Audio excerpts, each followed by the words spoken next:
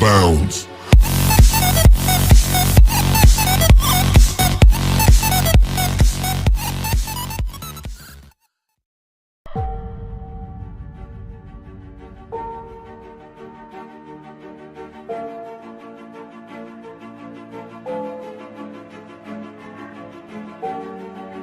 Jika Anda telah sadar, atau setidaknya mulai berpikir adanya kemungkinan tentang Flat Earth, dan Anda mulai membicarakannya dengan orang lain, jangan kaget kalau reaksi orang justru mentertawakan, bahkan menghina Anda. Mengapa kebanyakan orang tidak peduli? Karena sebagian besar orang hanya berpikir untuk cari uang guna memenuhi kebutuhan hidup. Udah deh, ngapain mikirin yang begituan? Kan udah ada ahlinya. Mending cari duit yang benar buat penuhin kebutuhan. Pandangan seperti itu tampak masuk akal, tapi bisa juga sangat fatal. Sebab paradigma seperti itulah yang membuat bangsa kita dijajah selama 350 tahun. Udah deh, ngapain mikirin Belanda? Kan udah ada yang ngurus. Yang penting punya duit buat makan besok. Ini adalah ketidakpedulian yang bodoh. Kenapa? Karena di saat Anda cari duit seperak dua perak buat menuhin kebutuhan, ada segelintir elit yang mengeruk kekayaan alam, mengambil uang yang ada di dompet Anda, serta memperbudak Anda tanpa Anda sadari. Do you want to know what it is? The Matrix is everywhere. It is all around us. Even now, in this very room. You can see it when you look out your window or when you turn on your television. You can feel it when you go to work, when you pay your taxes.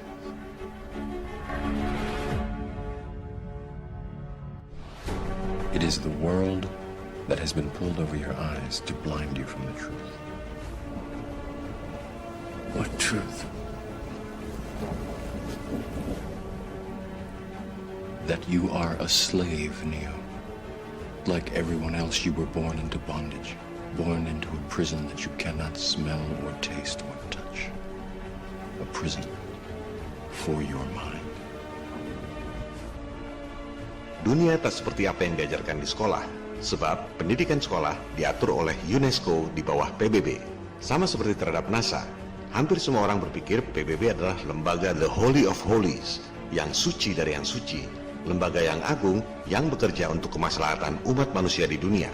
Well, mari kita lihat fakta, siapa yang mendirikan PBB dan gedung PBB yang megah di New York itu dibangun di atas tanah hibah siapa? In a brief video introduced by the United Nations Secretary General Boutros Boutros-Ghali and containing some exceptional footage, the connection between the United Nations, New York City, and the Rockefeller Foundation is clearly drawn. The future of this country and the lives of our children and our children's children are interwoven with the success of the United Nations. In it lies the hope of the people of the world. My father considers it a privilege to have had a part in the development of its permanent home. I'm glad to hand you, Mr. Lee, my father's check. Thank you, Mr. Rockefeller.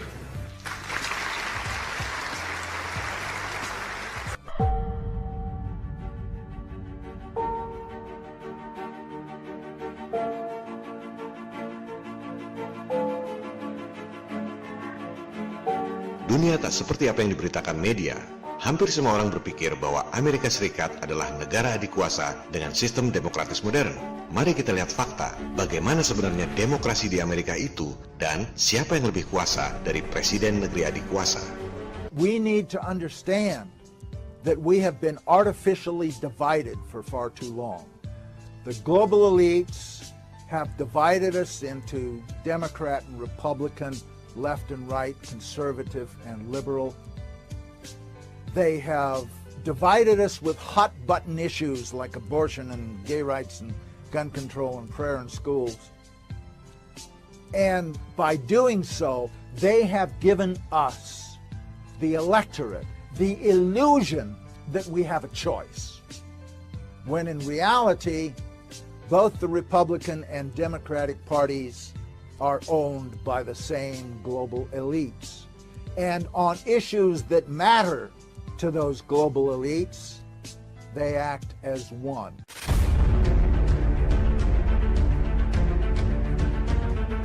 We get a lot of advice from the council, so this will mean I won't have as far to go to be told what we should be doing and how we should think about the future. Politics, these elections are a charade. It is a charade. Okay. It is, they are meant to, well, I'll tell you, just listen for a minute. Learn a little something. The elections and politicians are in place in order to give Americans the illusion that they have freedom of choice. You don't really have choice in this country. Dunia tak seperti apa yang diberitakan oleh media.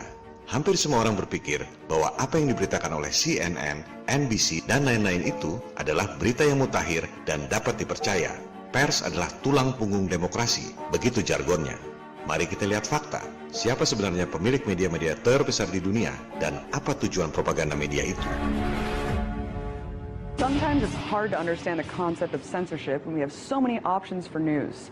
There are hundreds of TV stations, newspapers, and radio shows.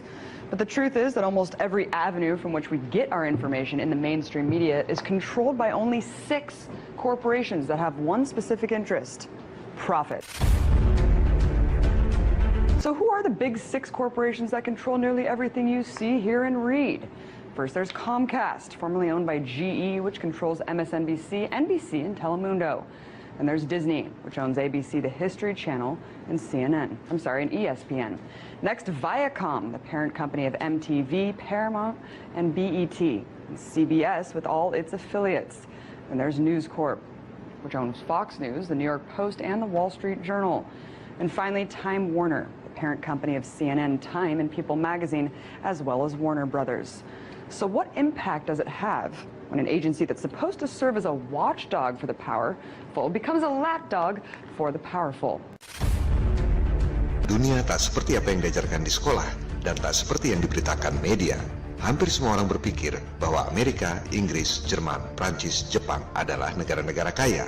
Mari kita lihat fakta sebenarnya tentang kondisi keuangan negara-negara maju itu. Silakan ambil data di nationaldebtclocks.org, pilih negaranya satu-satu, ambil angkanya satu-satu, masukkan ke dalam Excel, dan jadilah tabel seperti ini. Tabel seperti ini tak ada di internet. Anda harus membuatnya sendiri. Anda lihat, negara yang utangnya paling banyak di dunia adalah si adik kuasa Amerika. Disusul si macan Asia Jepang dan negara-negara maju lainnya. Prancis, Jerman, Inggris. Utang Indonesia kira-kira 1/5 utang Prancis dan Jerman. Rusia dan Malaysia utangnya relatif sedikit. Coba Anda pelajari bagaimana utang Amerika terjadi. Anda lihat, grafik utang mulai bergerak signifikan sejak pemerintahan Nixon 1969-1974. Nixon adalah presiden skandal yang terkenal dengan kasus Watergate. Dan ke-6 misi pendaratan di bulan semuanya dilakukan di era Nixon ini. Setelah Nixon, misi NASA ke bulan dihentikan. Tak ada satupun presiden mau ambil risiko kalau kebohongan-kebohongannya makin ketahuan. Tabel warna merah adalah utang era presiden dari Partai Republik seperti Reagan, Bush Senior, dan Bush Junior. Tabel warna biru adalah utang era presiden dari Partai Demokrat, Jimmy Carter, Bill Clinton, dan Obama. Semua presiden adalah bagian dari elit yang sama. Mungkin sulit membayangkan uang dalam bentuk miliar dolar, gak ketangkep nilainya berapa. Oke, kita sederhanakan. Kita konversikan dalam bentuk rupiah, dibagi jumlah penduduk masing-masing supaya lebih mudah dipahami. Jadinya seperti ini. Utang per penduduk yang paling banyak di dunia adalah Jepang. Tiap warga Jepang utangnya 940 juta rupiah per orang. Disusul oleh Amerika, utangnya hampir 800 juta rupiah per orang. Pertanyaannya, utang kepada siapa? Siapa yang lebih adik kuasa dari negara adik kuasa? Yang mengagetkan adalah Singapura. Sebenarnya jumlah utangnya lebih kecil dari Indonesia. Tapi karena penduduknya cuma satu kota, jatuhnya satu warga Singapura utang 700 juta rupiah per orang. Kapan bayarnya? Tanah airku tidak kulupakan. Indonesia utangnya 22 juta rupiah per orang. Tiap penduduk Indonesia, dari yang kaya sampai yang miskin, yang tinggal di rumah gedung sampai yang tinggal di kolong jembatan, dari bayi hingga kakek nenek, semuanya berutang rata-rata 22 juta rupiah per orang. Atau, kalau di rumah Anda ada 5 orang, kira-kira keluarga Anda berutang 100 juta rupiah per orang. Padahal Anda tak pernah merasa punya utang, dan tak pernah merasa menggunakan uang 100 juta rupiah per keluarga. Mungkin ada ekonom yang mendebat, gak bisa gitu dong, kan pendapatan rata-rata penduduk tiap negara beda. Tabel ini misleading. Oke, kita bandingkan utang dengan pendapatan rata-rata per penduduk, atau istilah ekonominya utang dibanding GDP per kapita. Anda lihat, warga Jepang utangnya 217% pendapatan per tahun, bukan per bulan. Amerika 106,3%, Singapura utangnya 78% dari pendapatan tiap orang per tahun. Indonesia utangnya 46,7% pendapatan tiap penduduk per tahun. Analoginya begini, jika Anda gajinya 10 juta rupiah per bulan, setahun 120 juta rupiah, kira-kira utang Anda 55 juta rupiah. Kalau Anda kepala keluarga yang isinya 5 orang, berarti Anda menanggung utang 275 juta rupiah per keluarga. Ini hanya sekedar analogi untuk membayangkan berat atau tidak jumlah utang tersebut bagi masing-masing penduduk sesuai dengan pendapatan masing-masing. Mungkin ada yang mengatakan, saya kan nggak pernah bayar utang negara, yang bayarkan pemerintah. Betul? Salah besar. Andalah yang bayar utang-utang tersebut lewat pajak. Coba lihat, berapa target pajak APBN 2017? 1.489 triliun rupiah. Mungkin sulit untuk membayangkan jumlah uang sebanyak itu. Oke, kita bagi lagi dengan jumlah penduduk, 260 juta orang. Satu orang yang tinggal di rumah mewah maupun gelandangan di kolong jembatan, dari bayi hingga kakek nenek, menanggung beban pajak 5,7 juta rupiah per orang tiap tahun. Anda dapat gaji, bayar pajak PPH. Beli barang, bayar PPN. Jual beli tanah Anda sendiri, kena pajak lagi, baik pembeli maupun penjual. Silakan Anda kerja, silakan Anda tak peduli soal kezaliman elit global. Silakan Anda pentingkan cari duit buat diri sendiri. Begitu dapat duit, uang Anda dipotong untuk membayar utang pada para bankir elit yang kaya raya. You can feel it when you go to work, when you pay your taxes. Inilah perbudakan gaya baru, neokolonialisme dan imperialisme.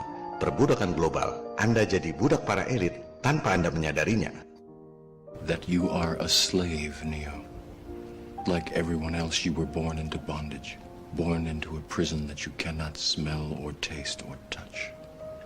A prison for your mind. Sampai kapan Anda dibebani utang terus? Tak akan ada habisnya. Sebab polanya memang gali lubang tutup lubang. Bayar sebagian kecil utang lama dengan mengambil utang baru. Anda lihat, bahkan Direktorat Jenderal Pajak pun mengatakan bahwa APBN kita gali lubang tutup lubang. Mengapa bisa demikian? Masa semua orang di dunia ini segitu bodohnya hingga bisa dibohongi begitu mudahnya?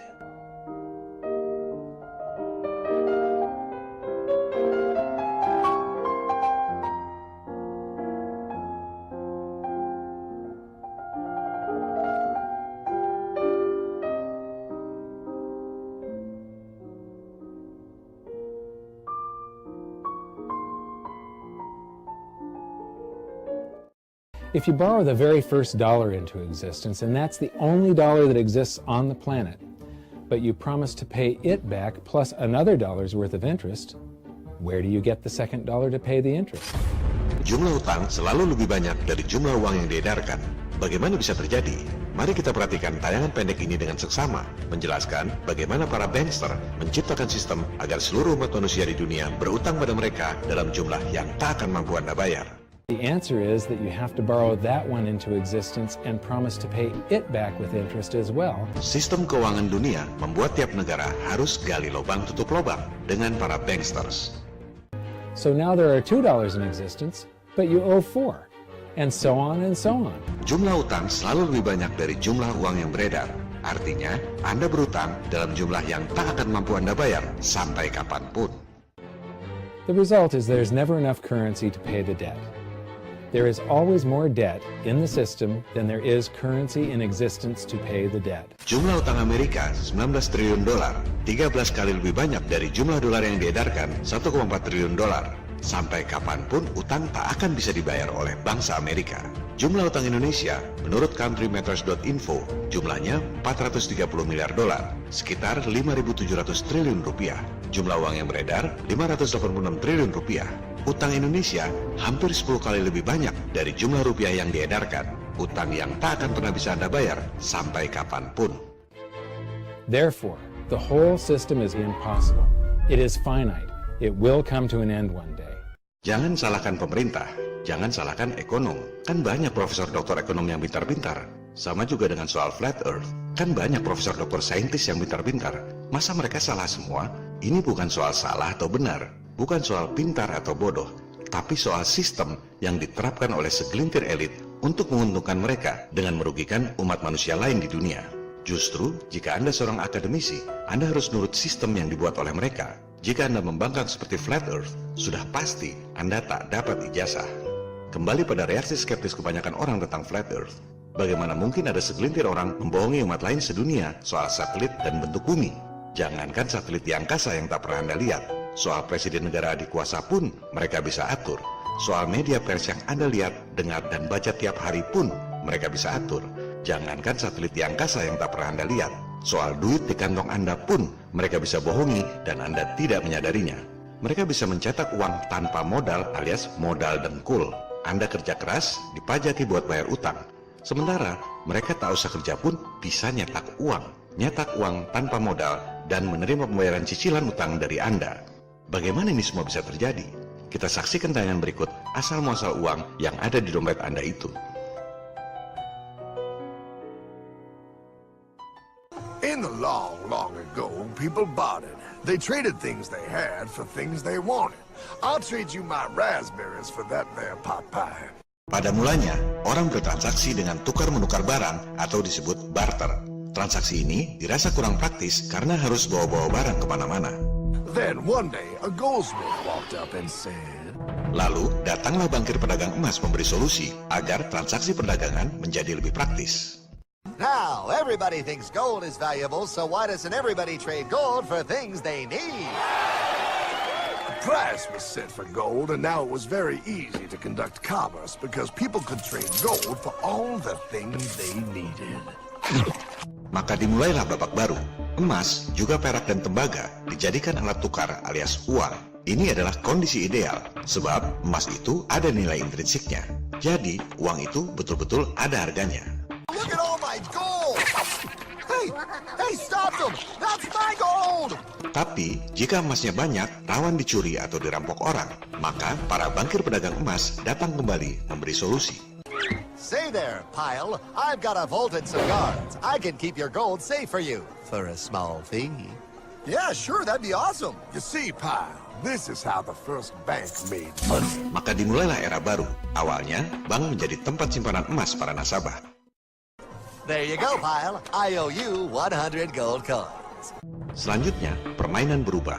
Nasabah yang menitipkan emas pada bankir diberi tanda terima berupa kertas yang istilahnya IOU. Saya berutang padamu. Inilah asal-muasal uang kertas. Bank menjadi sentra peredaran uang. Jadi sebenarnya IOU alias uang kertas itu adalah surat utang, bukan uang sungguhan. Dan yang namanya bank sentral itu dari dulu memang swasta. Negara tak ikut campur urusan peredaran uang. Sama seperti sekarang, pemerintah Indonesia, Presiden Republik Indonesia tak boleh ikut campur urusan peredaran uang. Inilah sistem yang diterapkan di seluruh dunia sejak dulu. Okay, great. Come back anytime and redeem your gold when you want it. It'll be right here in my vault. Now you're holding the very first paper money, Pile. Wow, this is great. It all makes sense. Oh, that's right. It was good. And everybody started using IOUs because everybody knew the IOU was as good as gold.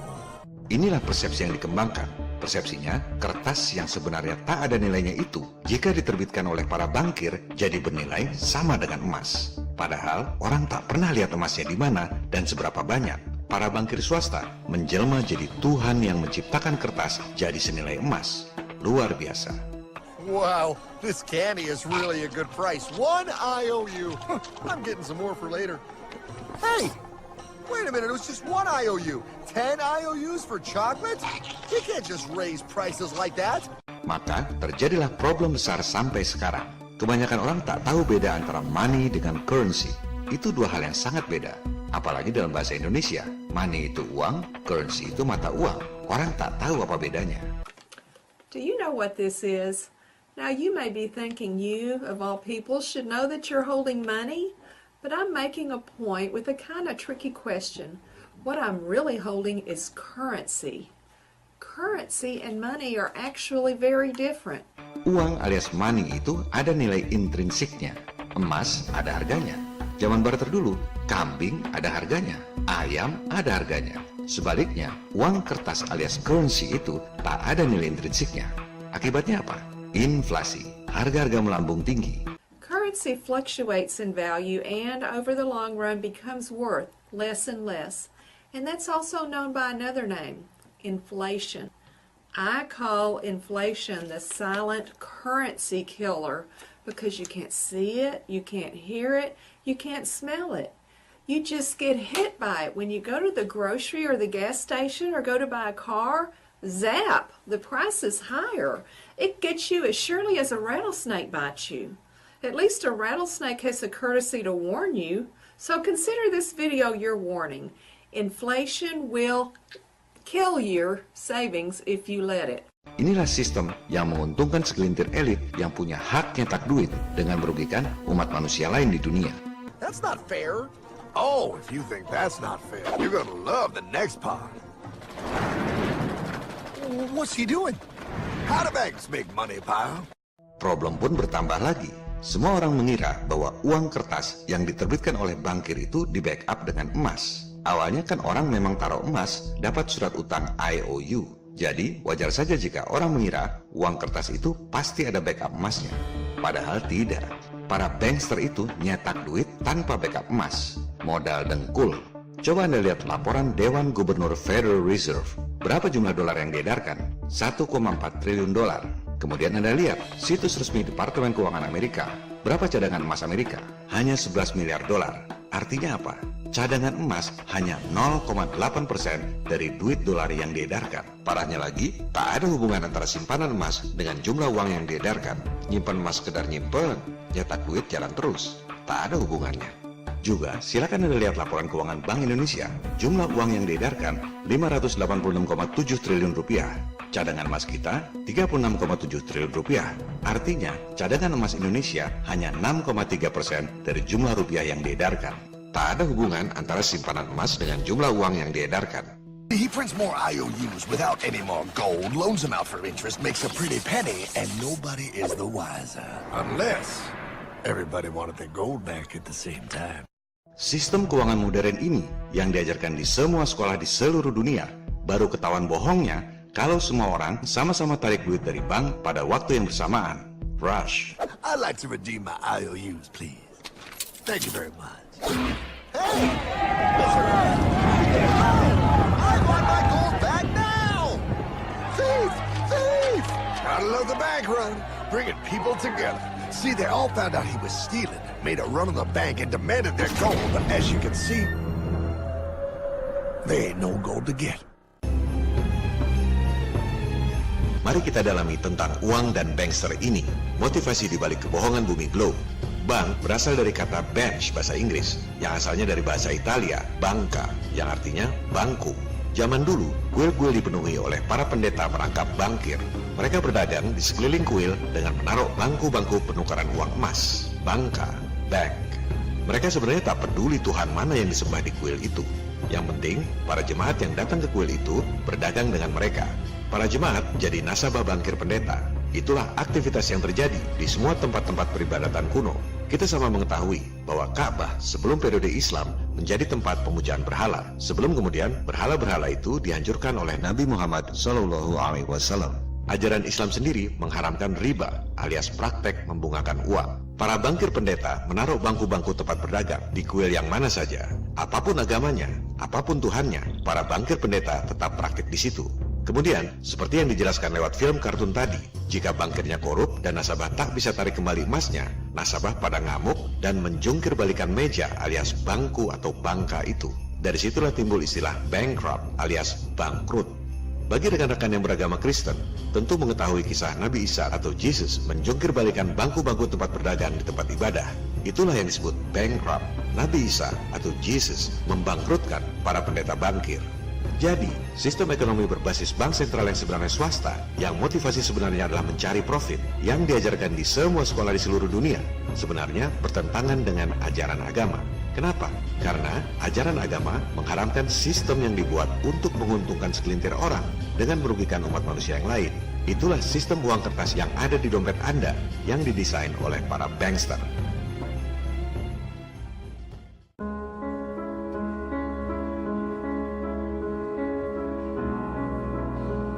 Mungkin Anda tidak mengetahui bahwa Indonesia berperan besar dalam terbentuknya bank modern pertama di dunia. Indonesia berperan besar juga dalam terbentuknya perusahaan multinasional pertama di dunia. Dan Indonesia berperan besar dalam terciptanya pasar modal pertama di dunia. Ini adalah fakta-fakta yang tak diajarkan di sekolah Indonesia. Di sekolah Indonesia, diajarkan bahwa Indonesia dijajah Belanda selama ratusan tahun. Yang terjadi sebenarnya adalah seperti ini. Tahun 1596, pelaut Belanda, Cornelis de Houtman, tiba di Banten untuk menjajaki potensi kekayaan alam Indonesia.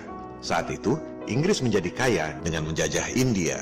Cornelis de Houtman melihat potensi Indonesia menjadi tanah jarahan Belanda, seperti India jadi jarahan Inggris. Dari situlah timbul istilah Hindia Belanda. Rombongan de Houtman kembali ke Belanda. Mereka menceritakan potensi jadi kaya dengan menjarah sumber daya alam Indianya Belanda, maksudnya Indonesia. Mereka butuh duit dan butuh tentara, tapi mereka tak punya modal. Maka mereka usul bikin badan usaha dan minta modal pada masyarakat. Bukan cuma masyarakat Belanda, tapi juga masyarakat di negara-negara sekitarnya. Maka jadilah VOC sebagai perusahaan multinasional pertama di dunia. Bahkan VOC kemudian tercatat sebagai perusahaan pertama yang paling sukses dalam sejarah semua perusahaan di dunia. Ini adalah arsip lembar saham pertama di dunia. Bukan cuma itu, Indonesia juga berperan dalam terbentuknya pasar modal pertama di dunia. VOC jual saham ke publik, kalau istilah sekarang IPO, Initial Public Offering atau Go Public. VOC adalah perusahaan TBK pertama di dunia lewat pasar modal pertama di dunia. Gara-gara Indonesia. Peran Indonesia belum selesai sampai di situ.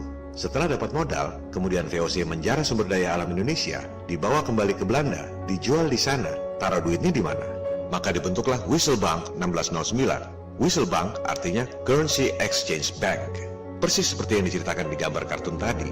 Itulah bank modern pertama di dunia yang jadi cikal bakal semua bank sentral yang ada di dunia saat ini, pusat peredaran uang. Jadi, Indonesia berperan sangat besar dalam terbentuknya perusahaan multinasional pertama di dunia, TBK pertama di dunia, pasar modal pertama di dunia, dan bank modern pertama di dunia. Sayangnya, Indonesia bukan peran pelaku, tapi jadi peran penderita.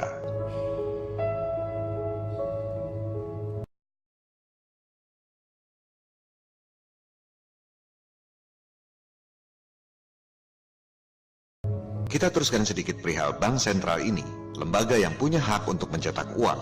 Wissel Bank van Amsterdam yang didirikan tahun 1609 untuk menampung uang hasil menjarah kekayaan alam Indonesia adalah cikal bakal semua bank sentral modern yang ada saat ini. Setelah Wissel Bank, tonggak bank sentral modern yang paling fenomenal adalah Bank of England, didirikan tahun 1694. Coba Anda baca tulisannya di situ. Bank of England ketika pertama didirikan tahun 1694 adalah milik swasta. Yang mendirikan adalah Raja William of Orange. Ia adalah Raja Inggris keturunan Belanda, makanya dijuluki William of Orange, warna kenegaraan Belanda. Dan ia mengikuti sistem Wissel Bank van Amsterdam.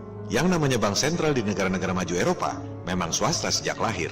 Jadi, jangan heran kalau Federal Reserve yang punya hak monopoli nyetak uang dolar yang diagung-agungkan sebagai patokan mata uang di dunia adalah swasta, elit global.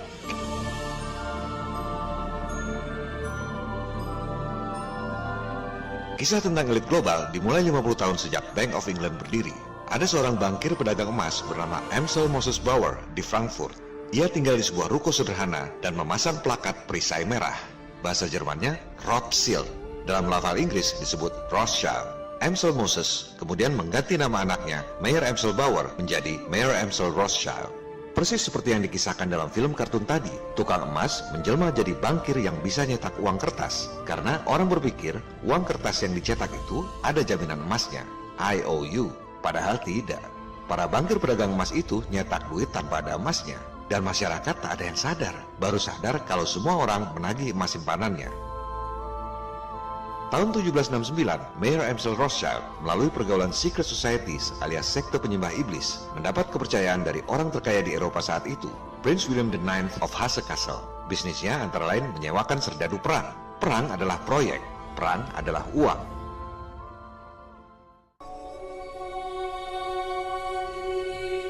Tahun 1776, Rothschild mendirikan cabang Freemason bernama Bavarian Illuminati, dipimpin oleh Adam Weishaupt. Merekrut 2.000 anggota intelektual elit dalam masyarakat, doktor, profesor, rektor, lawyer, baron, count, gubernur, dan lain-lain.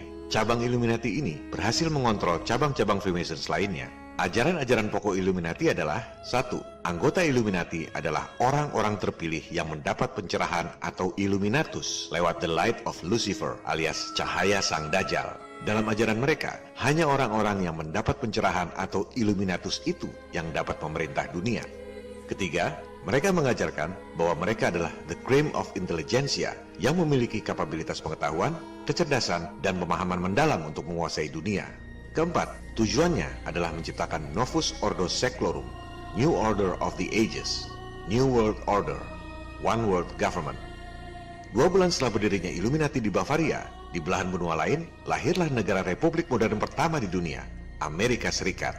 Keempat, Founding Fathers Amerika, George Washington, Thomas Jefferson, John Adams, dan Benjamin Franklin, semuanya adalah Freemason, tapi bukan Illuminati. Di abad pertengahan pasca Renaissance, hampir semua bangsawan dan aristokrat memang Freemason. Tapi ingat, tidak semua Freemason itu jahat. Kebanyakan hanya menjalankan ritual-ritual biasa saja. Cuma bedanya, mereka menyembah iblis. Illuminati menyusup dalam pemerintahan George Washington melalui Menteri Keuangan Alexander Hamilton. Lewat Menteri Hamilton inilah dibentuk bank sentral swasta pertama di Amerika, the First Bank of US, milik Rothschild. Bangsa Amerika terlilit utang pada bankir elit sejak pertama negara itu berdiri. Coba Anda lihat keterangan di Biro Utang Publik Departemen Keuangan Amerika ini. Bangsa Amerika dililit utang sejak berdiri tahun 1776. Presiden pertama Amerika, George Washington, sebenarnya tahu tentang adanya kekhawatiran masyarakat bahwa Illuminati masuk dalam pemerintahannya. Ini adalah tulisan tangan George Washington tentang Illuminati yang saya cuplik dari The George Washington Papers at the Library of Congress.